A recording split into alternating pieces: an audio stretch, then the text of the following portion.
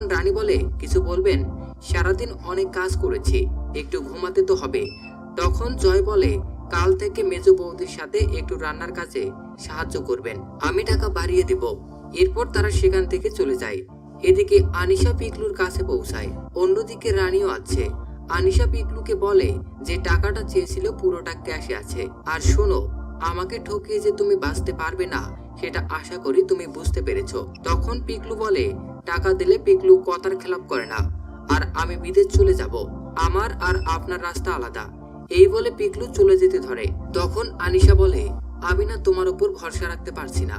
তোমাকে বাঁচিয়ে রাখলে পরে যদি আবার প্রবলেম হয়। আর দেখো, সামনেই আমার আর জয়ের বিয়ে। আমার আর জয়ের বিয়ের মাঝে আমি কোন রকম অশান্তি চাই না।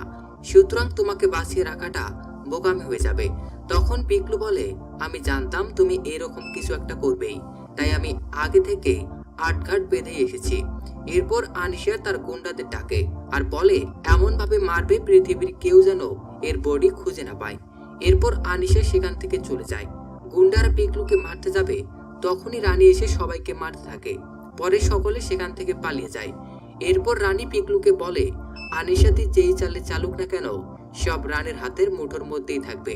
তখন পিকলু বলে, রানী, এই ভিডিও খুব তাড়াতাড়ি পুলিশকে আর দুর্জয়কে দেখাতে হবে, বেশি লেট করা যাবে না।